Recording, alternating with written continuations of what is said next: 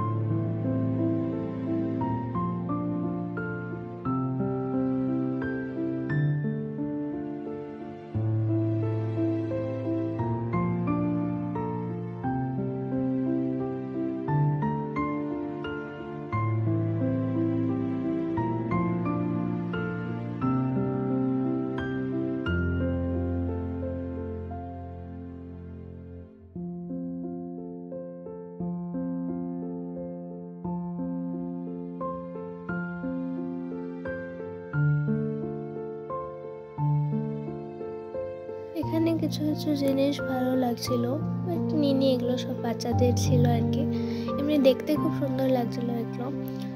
তো তারপর তো আমরা ঘুরে টুরে চলে এসেছি। প্রায় 2 ঘন্টা লাগে মেলাটা পুরো যদি দেখতে চাও তোমরা কেউ, প্রায় 2 ঘন্টা লাগে দেখতে। তারপর ঘরে এসেছি, ঘরে এসে তো কিছু খাবার বানাতে হতো ডিনারের জন্য। তো ভাবলাম যে রুটি বানাই, তো রুটি বানানো স্টার্ট করেছি আমি তো রুটিতে এরকম ঘি দিয়ে নিই, একটু খুব সফট হয়, তাহলে রুটিগুলো আর টেস্টটাও ভালো হয়। আর গরম জল দিয়ে মাখি আমি, যাতে সফট হয়। আমি ঠান্ডা জল দিয়ে মাখলে সফট হয়, বাট মানে অনেক মাখতে লাগে, তো হাতে তো ধৈর্য নেই মাখায়, তাই জন্য আমি একটু গরম জল দিয়ে মাখি আর কি, ভালো লাগে আর তাড়াতাড়ি মাখাও হয় রুটিগুলো।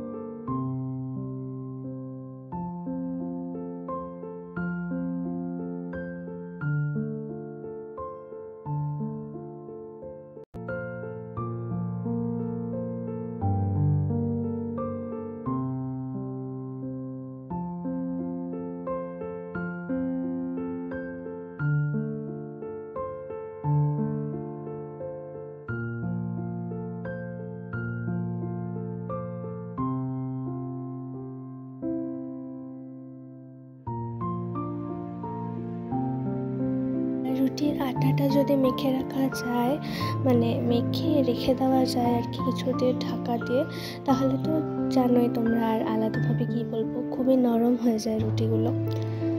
তো এমনিও নরমই হয়েছিল আমার রুটি।